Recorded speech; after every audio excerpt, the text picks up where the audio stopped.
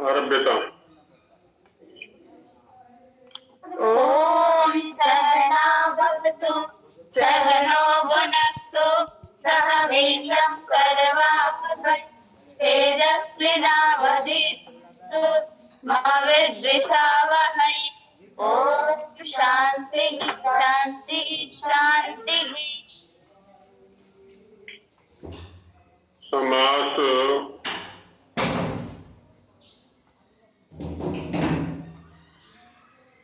की जो परिस्थितियां हैं उन पर चर्चा चल रही है। किन परिस्थितियों में समास होता है और किन परिस्थितियों में नहीं होता है, इसके ऊपर चर्चा की गई। तो उसमें कुछ विचारणीय तो नहीं है कि नहीं का। फिर आगे बढ़ते आज समास के प्रकारों पर चर्चा करेंगे।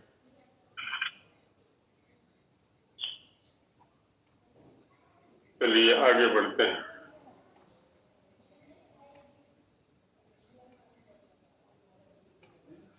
समास के प्रकार।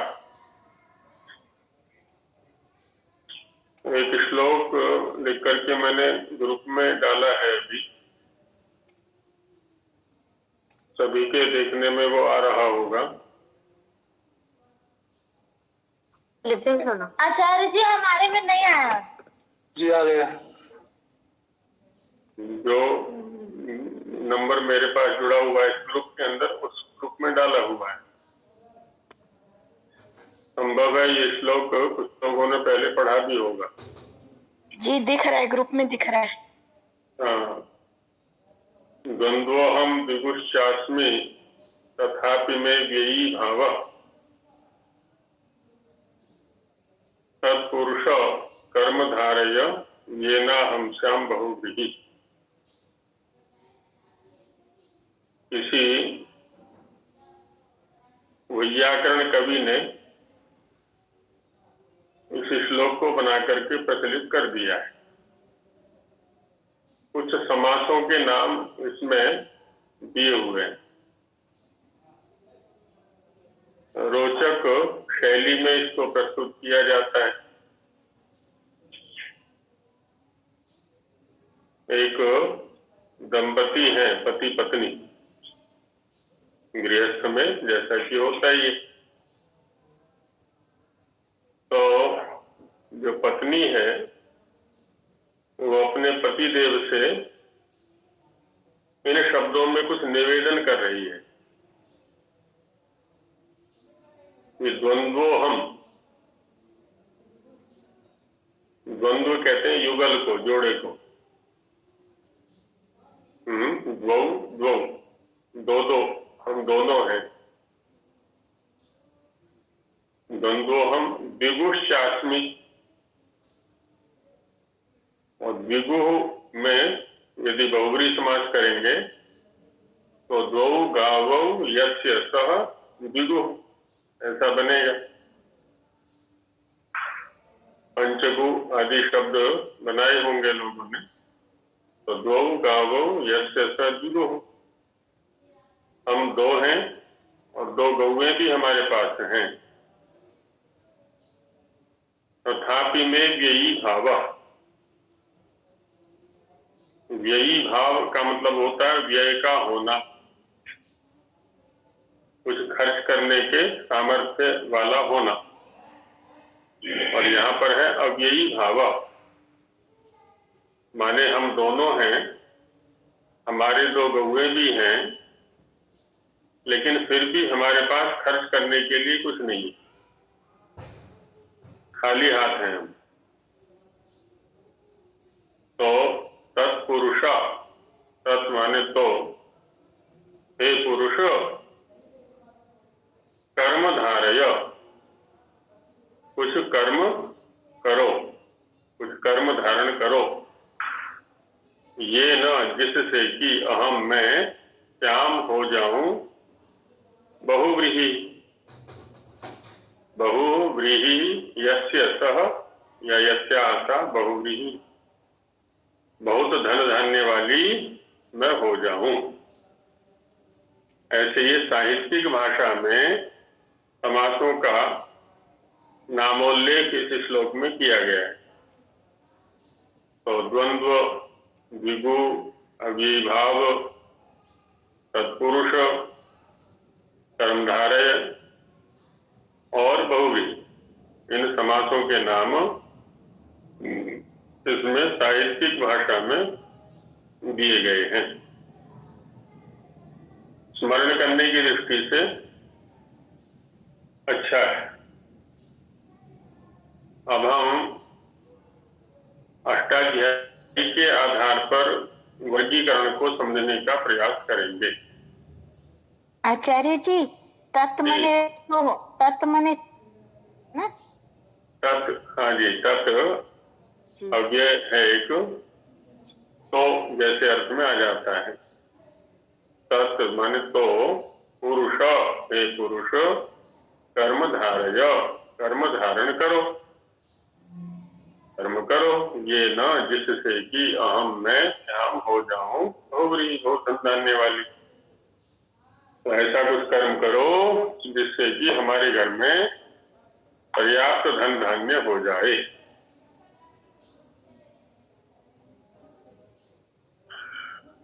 तो इसमें कुछ समासों के नामों का उल्लेख किया हुआ है। कल जैसे कि चर्चा की गई थी, मुख्य रूप से 5 विभाग हैं समासों के। उसमें भी अधिकतम जो प्रयोग में आने वाले हैं वो 4 हैं। अव्ययीभाव, तत्पुरुष,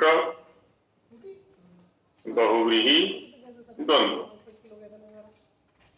केवल समास भी है लेकिन स्वल्प प्रयोग वाला है। केवल को केवल इसलिए कहते हैं क्योंकि उसका कोई नाम नहीं।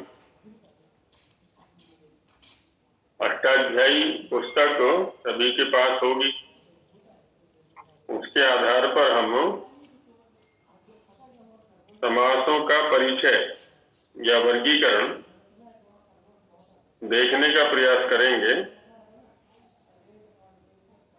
तो सरलता से समझ में आ जाएगा। अष्टाध्यायी में द्वितीय अध्याय का प्रथम पाद निकाल लें, सभी के पास होगी। अष्टाध्यायी आरंभ में मंगाई गई थी, सभी के पास होगी। इसमें अष्टाध्यायी के आधार पर केवल परिचय नाम से हम करा देंगे, बाकी विस्तृत चर्चा बाद में करेंगे। जब ग्रंथ के आधार पर, आर्ष ग्रंथ के आधार पर इस वर्गीकरण को हम समझ लेंगे तो शीघ्रता से ये बुद्धिगम्य हो सकता है। अष्टाध्यायी खोल लें और द्वितीय अध्याय का प्रथम पाद निकाल लें। प्रथम सूत्र पर चर्चा हम कर चुके हैं, समर्थ पद विधि। अब देखिए, जो द्वितीय सूत्र है, सुबह मंत्रिते परांगवत स्वरे, इसमें पहला जो पद है वो है सुप। आमंत्रिते परांगवत स्वरे, ये बाद में 3 पद और हैं। तो यहां से सुप शब्द की अनुवृत्ति चलती है, या कह ले अधिकार चलता है। अनुवृत्ति या अधिकार शब्द वैयाकरणों के पारिभाषिक जैसे हैं ये, बाकी व्यवहार इनका सभी भाषाओं में होता है। हम भी करते हैं, लौकिक स्तर पर और शास्त्रीय स्तर पर भी होता है। इसको इस रूप में समझ लें कि जो सुप शब्द है यहाँ पर, इसका संबंध आगे के सभी सूत्रों में लगेगा। समर्था पद विधि को तो जैसे हमने समझा था, संपूर्ण शास्त्र में इसके कारण से व्यवस्था होती है। बाकी सुप शब्द का जो अधिकार है, संबंध है, आगे के 2 पादों में लगेगा। और देखिए तीसरे सूत्र में समासः है, का कडारा समासः। कडार शब्द आया हुआ है द्वितीय पाद के अंत में, कडारा है ना, द्वितीय पाद के अंत में, कडारा कर्म धारये। तो उसी को यहाँ पर अवधि के रूप में लिया है, प्राक माने पहले, तो कडार शब्द से पहले पहले समासः, समासः शब्द का संबंध लगेगा।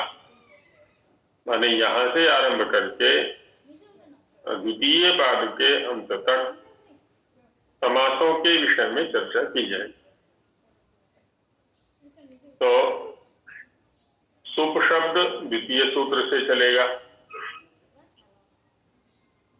समासः तृतीय सूत्र से हो गया, और चतुर्थ सूत्र में है सह सुपा। सह कहते हैं साथ को, जिन्होंने संस्कृत का थोड़ा अभ्यास किया है वो जानते हैं, और सुपा जो है ये सुप शब्द का तृतीय एक वचन है। अब देखिए जो चौथा सूत्र है उसके अंदर 2 शब्द पहले सूत्र से आ गए, एक तो सुप आ गया और एक समासः आ गया। अब चौथे सूत्र का स्वरूप क्या बन गया? सुप सह सुपा समासः। सुप सह सुपा समासः, क्योंकि 2 शब्द ऊपर से आके यहाँ बैठ गए, प्रत्येक सूत्र में बैठते चलेंगे। तो जो केवल समास बनता है वो यही बनता है।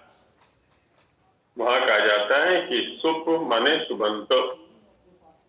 सुप एक प्रत्यय है या प्रत्यय समुदाय है, और जहां प्रत्यय का ग्रहण करके कोई कार्य किया जाए वहां तदंत का ग्रहण होता है। वह प्रत्यय है अंत में जिसके, उसका ग्रहण होता है। तो सुप का तात्पर्य हो गया सुबंत, और सुपा का तात्पर्य हो गया सुबंत के साथ। तो अर्थ क्या बन गया? सह सुपा का सुबंत का सुबंत के साथ समास होता है। जो केवल समास की चर्चा की जाती है ना, वो यही होता है। अब यहाँ नाम कुछ नहीं है, बस कह दिया इन्होंने सुबंत का सुबंत के साथ समास होता है। और वो कोई भी सुबंत हो सकता है। आर्ष कन्या गुरुकुल से क्या कहना चाह रहे हैं, बोलो। आचार्य जी, सुपा का अर्थ क्या होता है?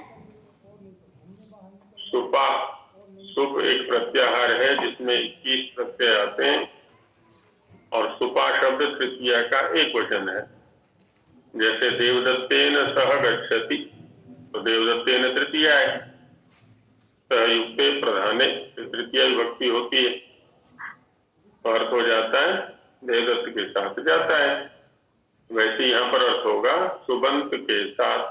सुपा का अर्थ हो गया सुबंत के साथ।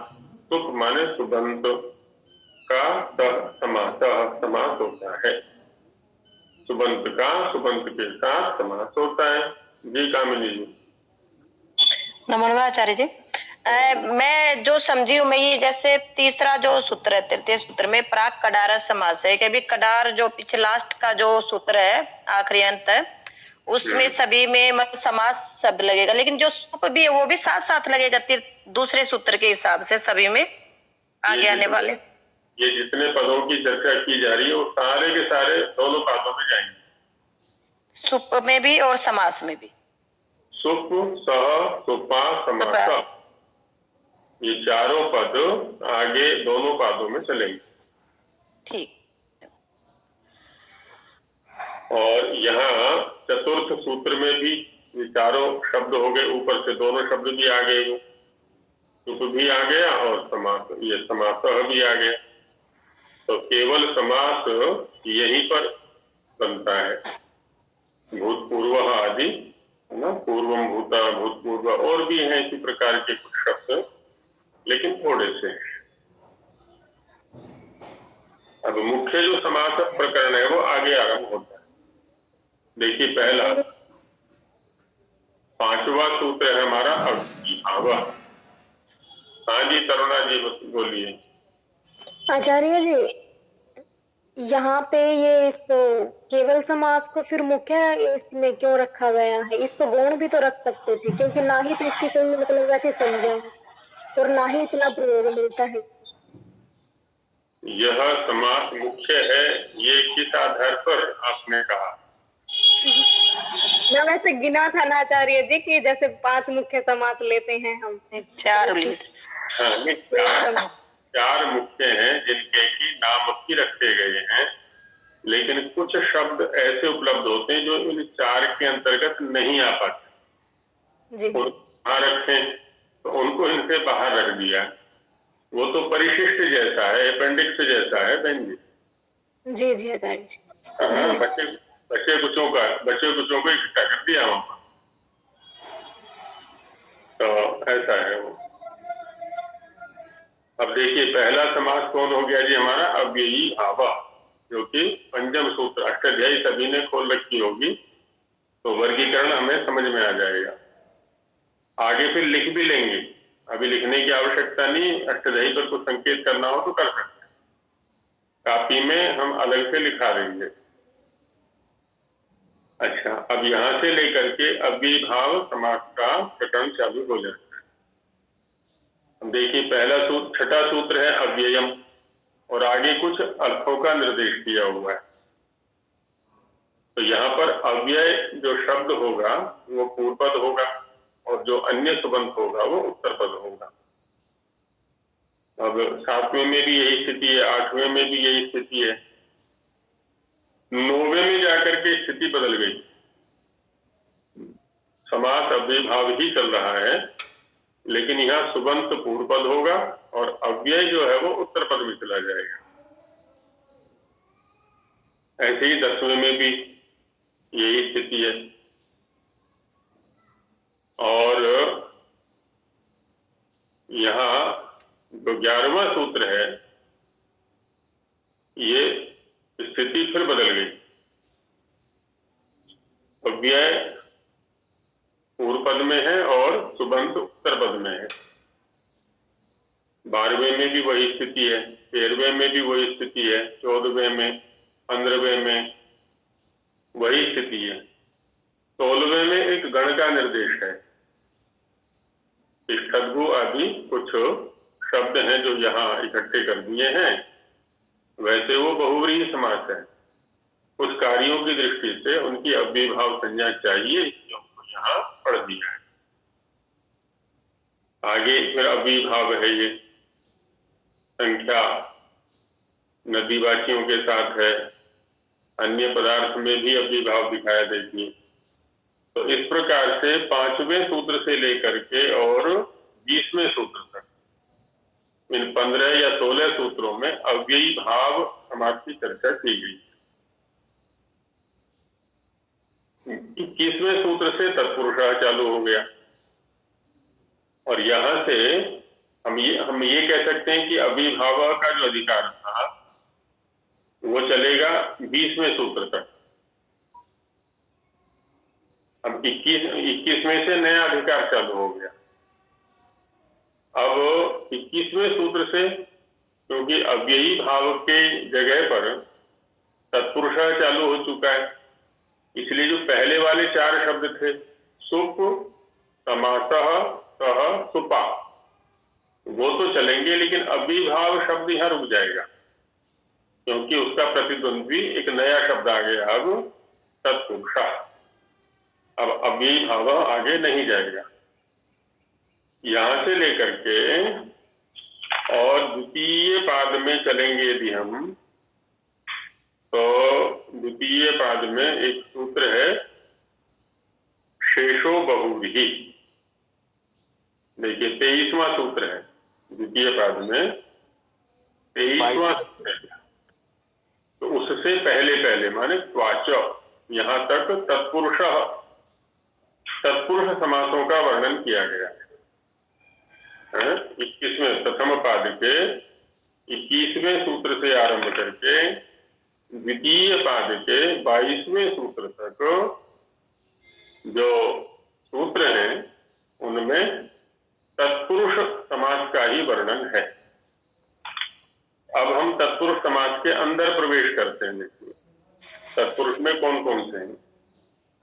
पहला रखा द्विगुश्च, द्विगु भी तत्पुरुष होता है। 23वें सूत्र में द्वितीय तत्पुरुष आ गया। 23, 24, 25, 26, 27, 28 इनमें द्वितीय तत्पुरुष, पूर्व पद में द्वितीयांत रहेगा, द्वितीय विभक्ति वाला शब्द रहेगा।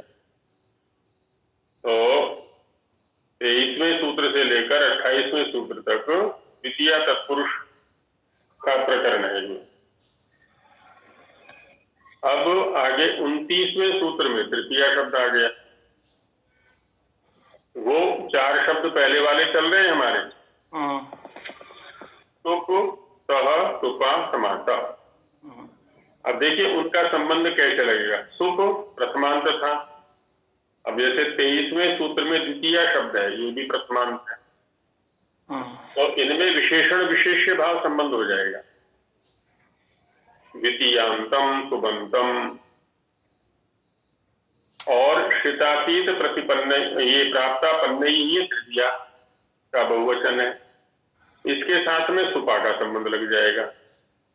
इत्येतै सुबंतै सह, है ना, इन सुबंतों के साथ समास होता है और वो तत्पुरुष होता है। तत्पुरुष जो संज्ञा के रूप में चल रहा है।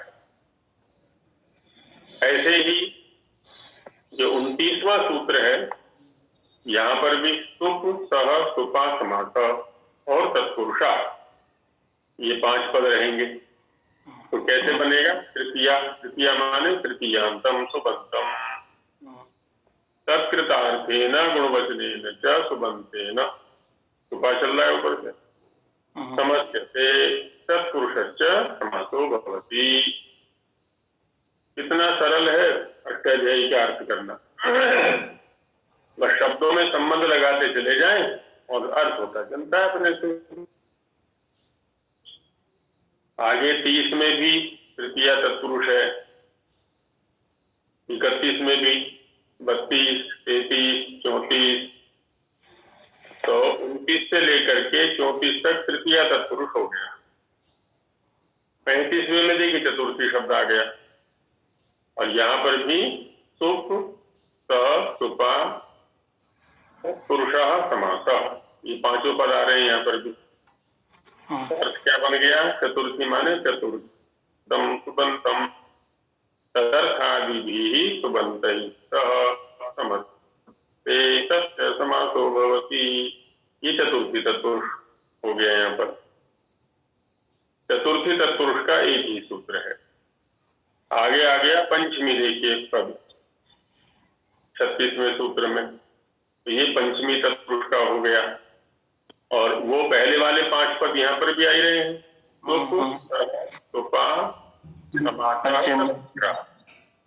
उनके अधिकार यहाँ पर भी चल रहा है। तो क्या अर्थ बन गया। पंचम्यंतम सुबंतम, भाइयेन सुबंतेन समस्यते तत्पुरुषश्च समासो भवति। ये पंचमी तत्पुरुष हो गया।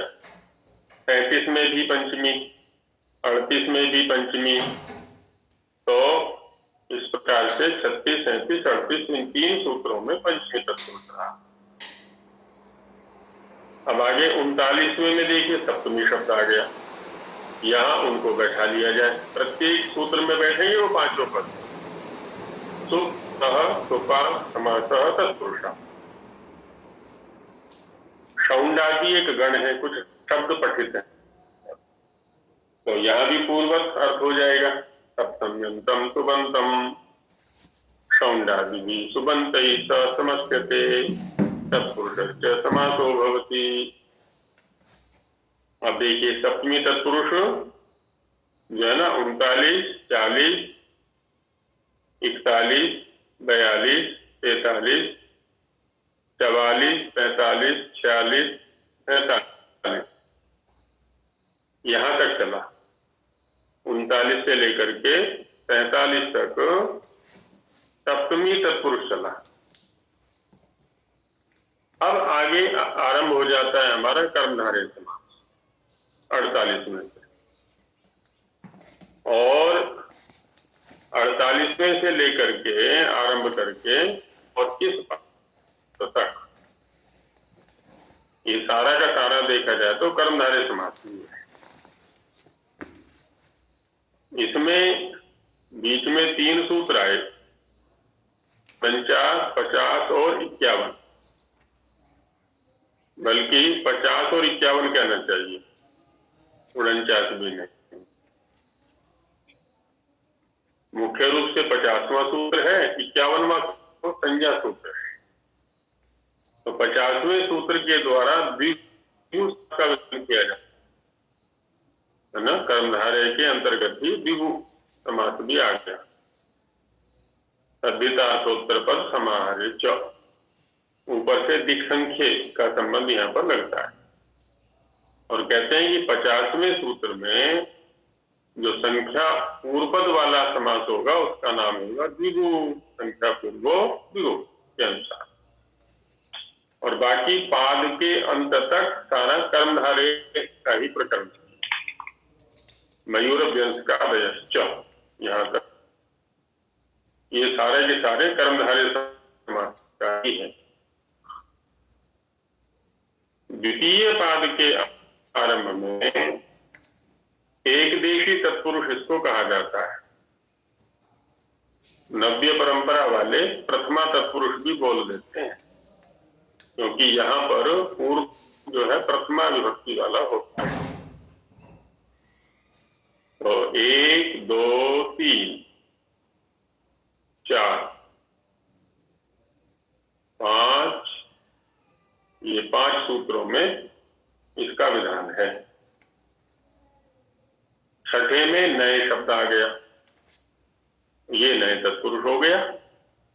वो आरंभ वाले पद यहाँ पर भी आ रहे हैं, सुप, सह, सुपा, समासः, तत्पुरुषः, उनका संबंध यहाँ पर भी है।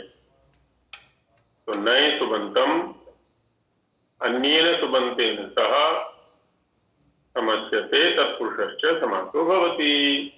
इसको हम नए तत्पुरुष बोल देते हैं। जी अर्चना जी कुछ कहना चाहते हैं?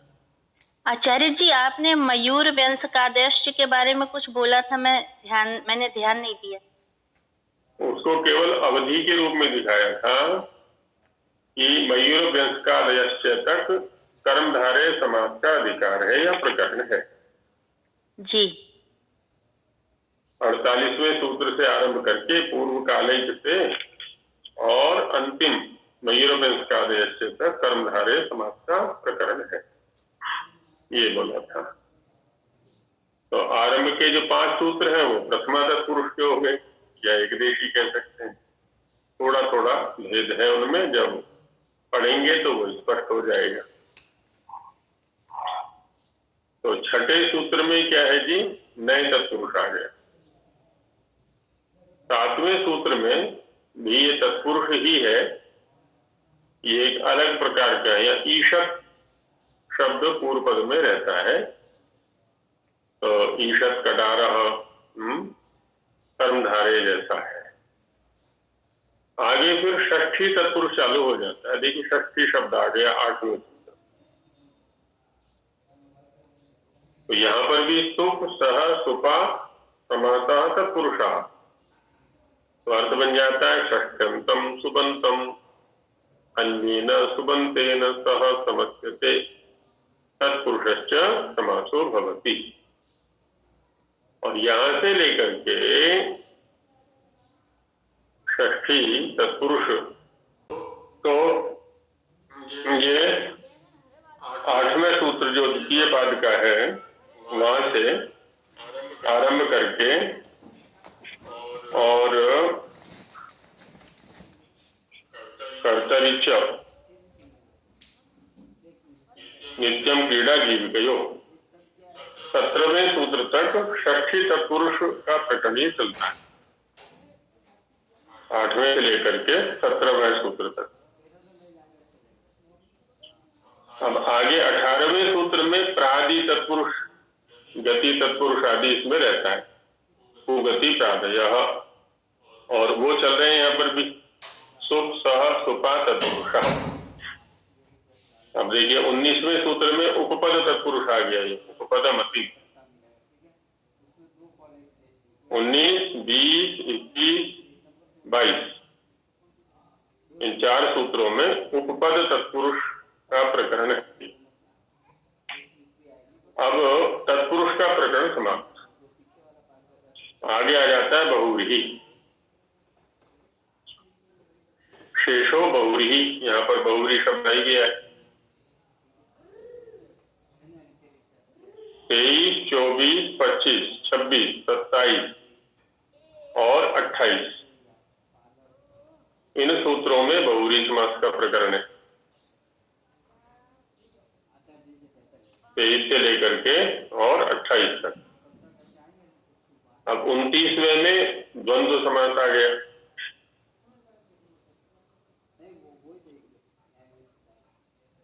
चार से द्वंद्व। तो अब यहाँ ये अंतिम समास हो गया इस प्रकरण का, द्वंद्व समास।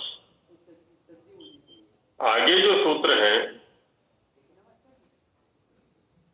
वे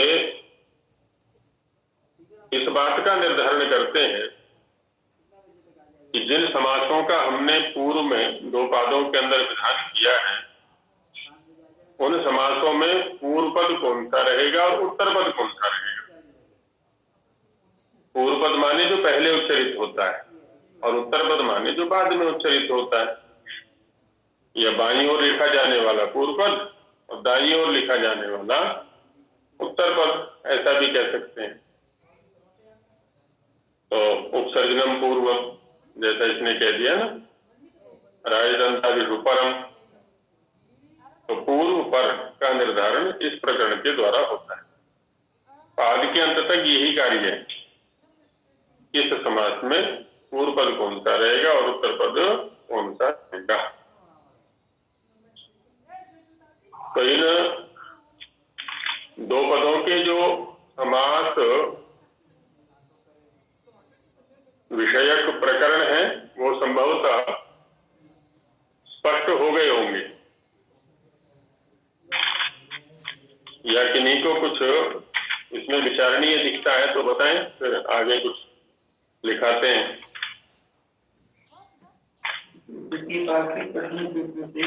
हाँ जी, उसको हम प्रथमा तत्पुरुष कह सकते हैं या एकदेशी तत्पुरुष कह सकते हैं। वैसे क्योंकि पूर्व पद जो है ना प्रथमांत रहेगा, यहाँ पर पूर्व पद प्रथमांत रहेगा, है तत्पुरुष का ही भेद।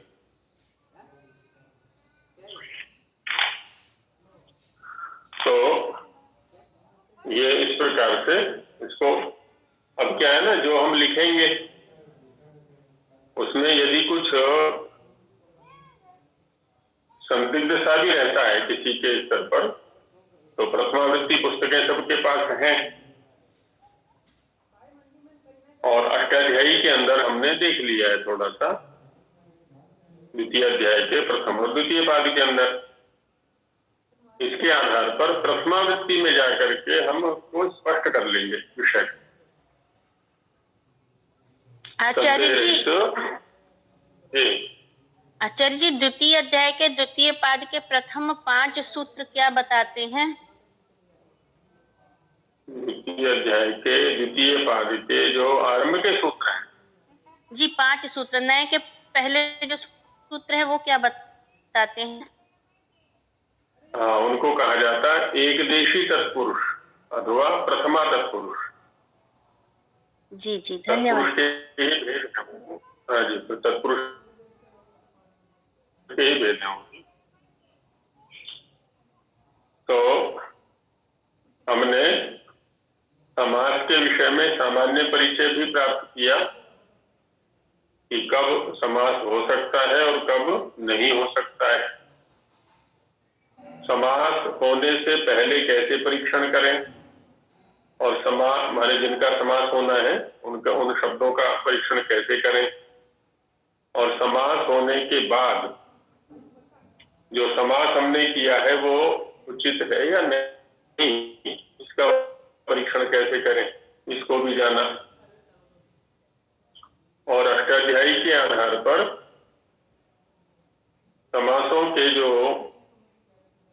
भेद हैं उनको भी जाना। अष्टाध्यायी के अंदर वैसे यहाँ तो समास विधान प्रकरण है।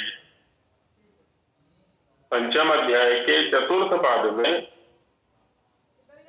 समासों से कुछ प्रश्न होते हैं, समासांता सूत्र से आरंभ करके और पंचम अध्याय के अंत तक, तो वो भी समास संबंधी प्रकरण है। और छठे अध्याय में प्रथम पाद का जो अंतिम सूत्र है समासस्य, वहां से लेकर के और संपूर्ण द्वितीय पाद, छठे अध्याय का द्वितीय पाद है ना, प्रथम पाद का अंतिम सूत्र समासस्य और छठे ये द्वितीय पाद संपूर्ण, ये समास विषयक स्वरों की व्यवस्था बताता है।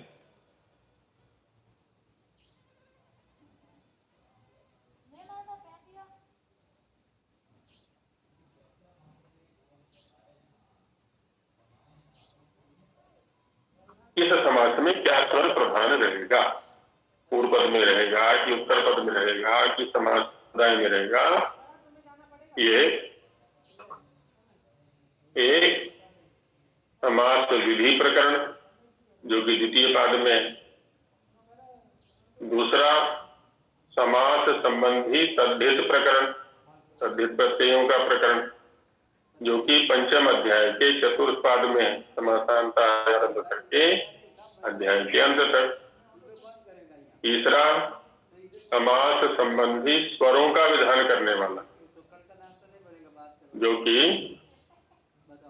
छठे अध्याय के प्रथम पाद के अंतिम सूत्र समासस्य से आरंभ होकर के और द्वितीय पाद के अंत तक ये है। बाकी अन्य भी छुटपुट प्रकरण है। अब जैसे तृतीय पाद है, छठे अध्याय का जो तृतीय पाद है वो भी कहीं ना कहीं समास से ही संबंधित है। अलग उत्तर पदे से आरंभ होकर के पाद के अंत तक, वहां समास संबंधी अनेक प्रकार के कार्यों का विधान। कहीं विभक्तियों का लुक नहीं होता, आदर्शन नहीं होता है, कहीं पूर्व दीर्घ है, कहीं उत्तर पद में कुछ कार्य है, कहीं उत्तर पद के परे से पूर्व पद में ही अधिकतम कार्य है वहां। तो वहां पर भी ऐसे एक तरह से ये जो छठे अध्याय का तृतीय पाद है उसको भी हम समास संबंधी ही कह सकते हैं। तो ऐसे ये अनेक प्रकार के कार्यों का विधान समास से संबंधित यहाँ उपलब्ध होता है। जब क्रम से हम इसको पढ़ेंगे तब और स्पष्ट होगा। अभी केवल व्यावहारिक स्तर पर समासों का परिचय हम प्राप्त करेंगे, अधिक गहराई में अभी नहीं जाएंगे। तो हम आरंभ में लिख सकते हैं समासों के प्रकार। एक शीर्षक लिख सकते हैं हम, समासों के प्रकार। ऊपर लिख करके फिर आगे लिखेंगे प्रायः समास 5 प्रकार के होते हैं।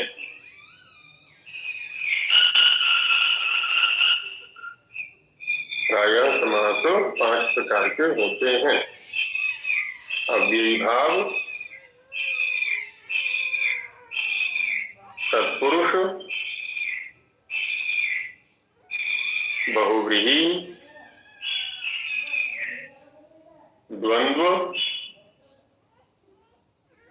तथा केवल समास। ये 4 हमने लिख लिए, है ना। अविभाव, तत्पुरुष, बहुव्रीहि, द्वंद्व और केवल।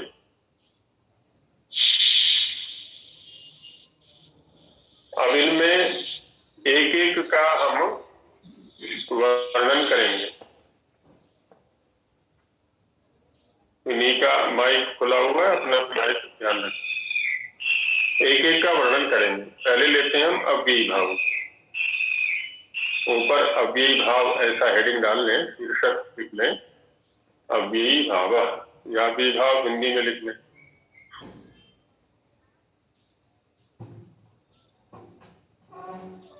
जिन समासों में, है ना, इसकी एक मोटी मोटी परिभाषा लिख लेते हैं हम प्रत्येक समास।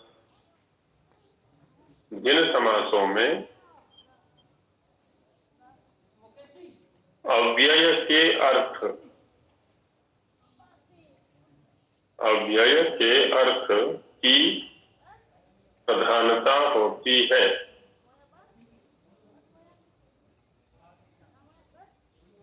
उसे अव्ययी भाव समास कहते हैं। इस समास में प्रायः नपुंसक लिंग एक वचन का प्रयोग होता है।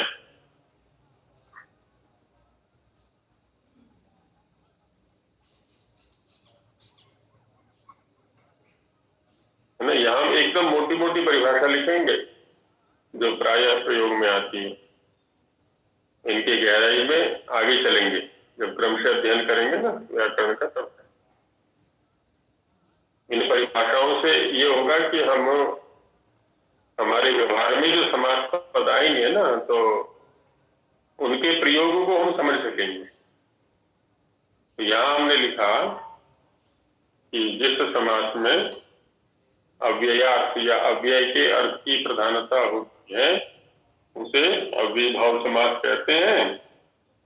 और इसमें प्रायः नपुंसक लिंग एक वचन होता है, या नपुंसक लिंग एक वचन का प्रयोग होता है। अव्यय शब्द जी,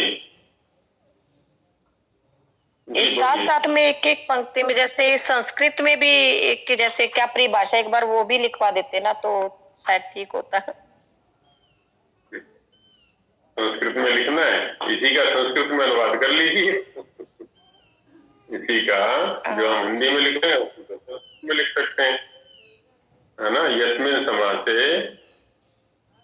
अव्ययार्थस्य प्राधान्यम भवति सः समासः अव्ययी भाव संज्ञको भवति।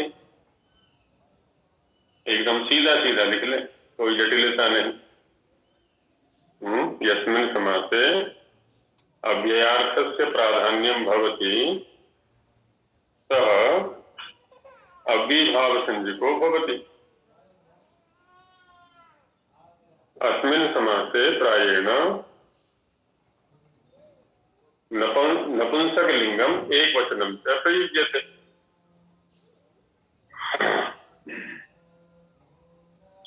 अभी चूंकि संस्कृत का सबको अभ्यास नहीं है, तो इसलिए थोड़ा सा संस्कृत से बच रहे हैं। धीरे धीरे संस्कृत को घुसाते चलेंगे जैसे जैसे प्रयोगार्थ चलेंगे।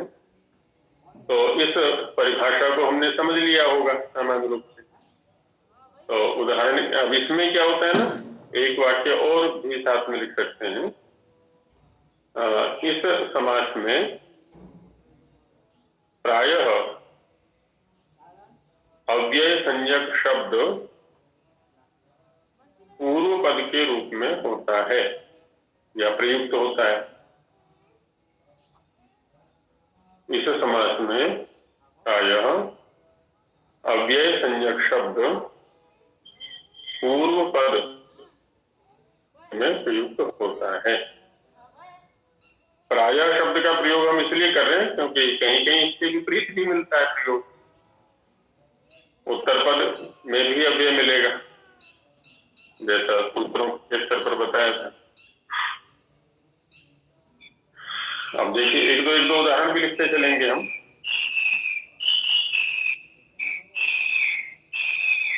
कुंभस्य समीपम उपकुंभम। कुंभस्य समीपम ये विग्रह वाक्य हो गया, और उपकुंभम ये समस्त पद हो गया। अब देखिए यहाँ तो नपुंसकलिंग का प्रयोग है और एकवचन का प्रयोग है।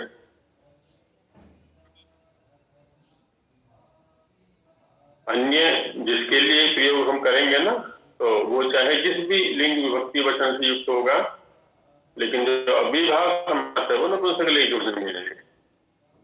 तो उपकुंभम का क्या अर्थ करेंगे हम?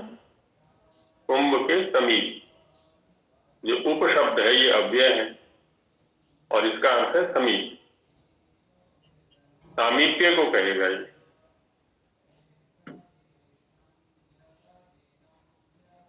अब कहीं कहीं उत्तर पद के रूप में भी आता है, जैसे सुपप्रति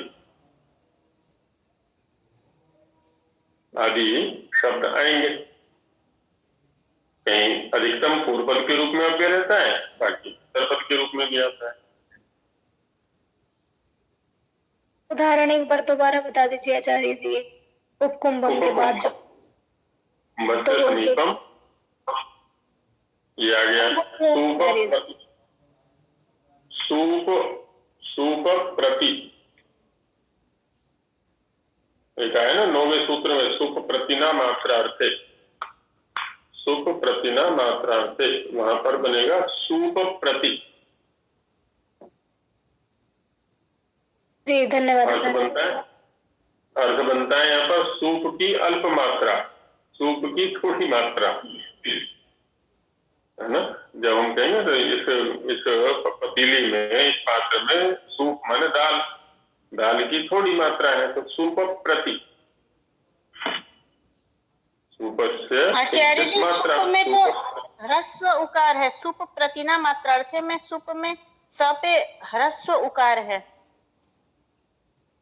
वहां जो सुप पड़ा हुआ है वो सुप प्रत्यय है, जो प्रत्याहार है ना, सु औजस अम औजस आदि आदि। जी, तो वहां अर्थ बनेगा सुबंतम, सुप का अर्थ है सुबंतम, प्रतिना सह समझते। जी जी। तो सुबंत लिया, सूप, सूप लिया, जल ले ले, चलिए जल प्रति बना लीजिए, जलम, जल से अल्पा मात्रा जल प्रति ऐसा बना सकते हैं। शाक प्रति, शाक से अल्पा मात्रा शाक प्रति, थोड़ी सी मात्रा में शाक है तो शाक प्रति। या उत्तर पद में प्रति शब्द आ गया, बस इतना दिखलाने में था। और बाकी उस प्रकरण में जाके देखेंगे तो बहुत सारे उदाहरण दे रखे, अनेक प्रसंगों में ये अभिभाव समास होते हैं, तो उसको वहां जाके देख सकते हैं। अपनी ओर से लिख करके भी लाएं, ढूंढ करके लाएं, नए नए प्रकार से उसको लाए करें। तो अब चलते हैं तत्पुरुष में।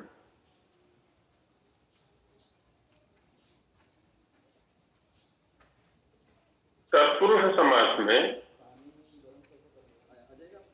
प्रायः उत्तर पदार्थ की प्रधानता होती है।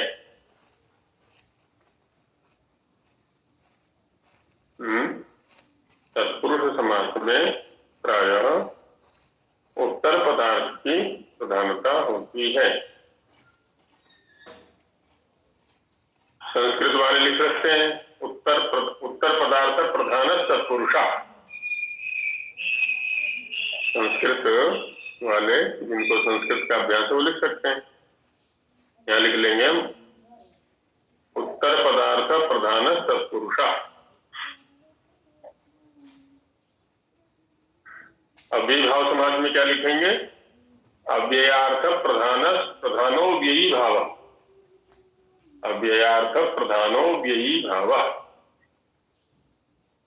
अव्ययार्थ की प्रधानता जिस समास में होती है उसको अव्ययीभाव कहते हैं, और उत्तर पदार्थ की प्रधानता जिस समास में होती है वो तत्पुरुष होता है। उत्तर पदार्थ प्रधान तत्पुरुषा।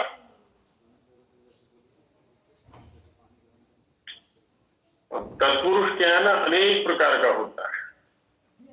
जैसा अभी हमने देखा सबसे बड़ा प्रकरण तत्पुरुष समास का है। प्रथम पाद में भी है और द्वितीय पाद में भी है। द्वितीय पाद का भी आधा ले लिया और प्रथम पाद का भी आधा लगभग ले लिया।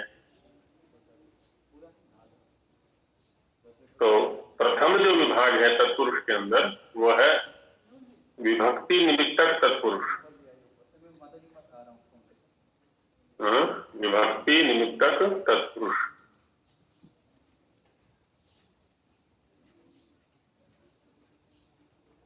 इस समास में पूर्व पद की विभक्ति के आधार पर पूर्व पद की विभक्ति के आधार पर समास के नाम का निर्धारण किया जाता है अथवा समास का नाम रखा जाता है।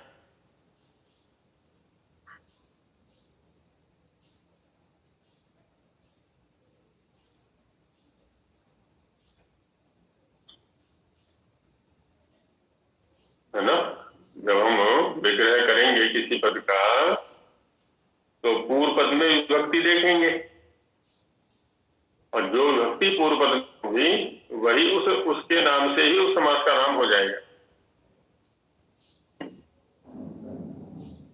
तो इसमें जो विभक्ति निमित्तक तत्पुरुष है इसमें अवान्तर विभाग कितने रहेंगे हमारे? 5 रहेंगे, 6 रहेंगे, 6 रहेंगे। द्वितीया, तृतीया, चतुर्थी, पंचमी, षष्ठी और सप्तमी। प्रथमा वाला विभाग इसमें नहीं आता है, उसको अलग से समझेंगे, उसको छोड़ देते हैं अभी। तो विभक्ति निमित्तक तत्पुरुष के अंदर 6 विभाग हो गए। कौन कौन से? द्वितीया तत्पुरुष, तृतीया तत्पुरुष, चतुर्थी तत्पुरुष, पंचमी तत्पुरुष, षष्ठी तत्पुरुष, सप्तमी तत्पुरुष। ये 7 विभाग इस विभक्ति निमित्तक तत्पुरुष में होते हैं। 6 विभाग। और 7वां है फिर कर्मधारय तत्पुरुष। वो विभक्ति निमित्तक तत्पुरुष से बाहर हो गया, है ना? यहाँ पर है कर्मधारय तत्पुरुष। और फिर आगे है एकदेशी तत्पुरुष।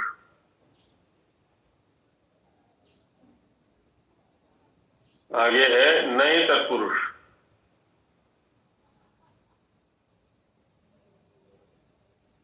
आगे है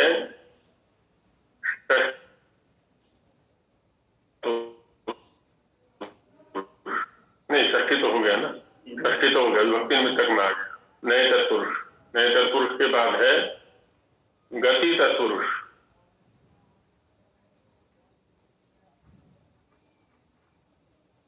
प्राचि तत्पुरुष।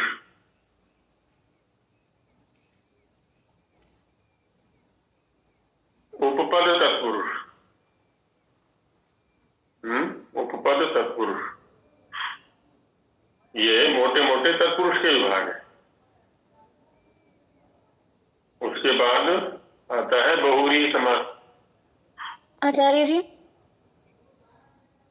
हाँ जी, इसमें कुल मिला के फिर इसके तत्पुरुष के 6 भेद हुए ना? विभक्ति, कर्मधारय, नए तत्पुरुष, परादि, गति और उपपद। 12 मोटे मोटे ये भेद हो जाते हैं। 12 और बाकी वो विभक्ति के अंतर्गत आ जी। 6 जो है वो विभक्ति के अंतर्गत। एक बात। और बहुव्रीहि फिर आ जाता है आगे। बहुव्रीहि में समानाधिकरण बहुव्रीहि और व्यधिकरण बहुव्रीहि।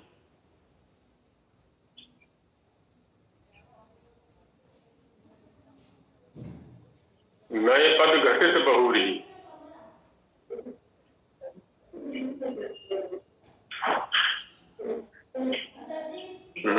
समानाधिकरण, व्यधिकरण और नए पद घटित।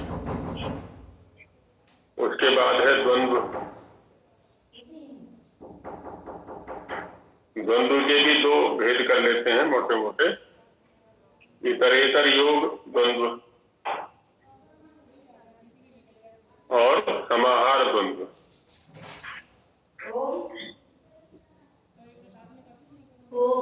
और अंत में बैठता है हमारा केवल समास।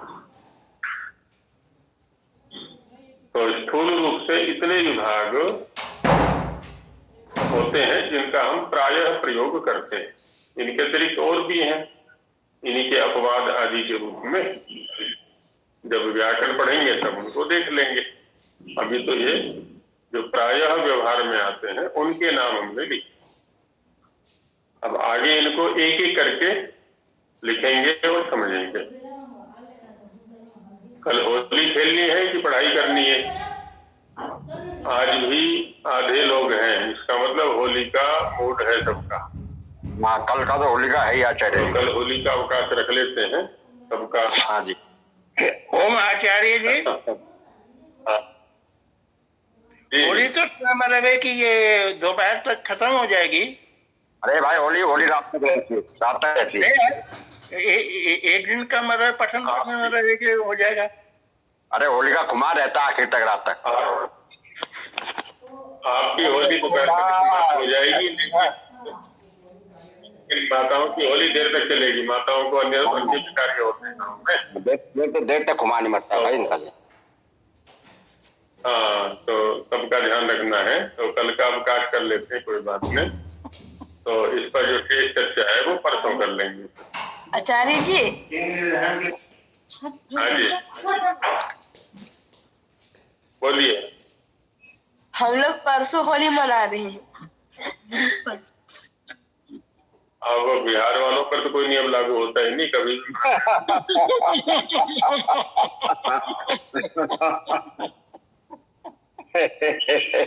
ये बिल्कुल सही बात है, बिल्कुल सही है।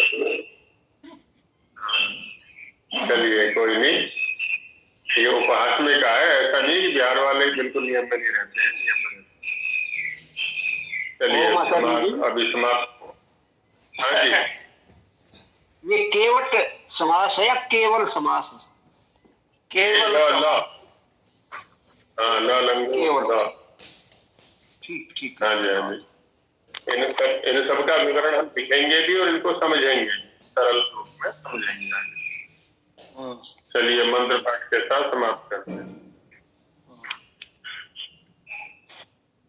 ओम सहना भवतु सहनौ भुनक्तु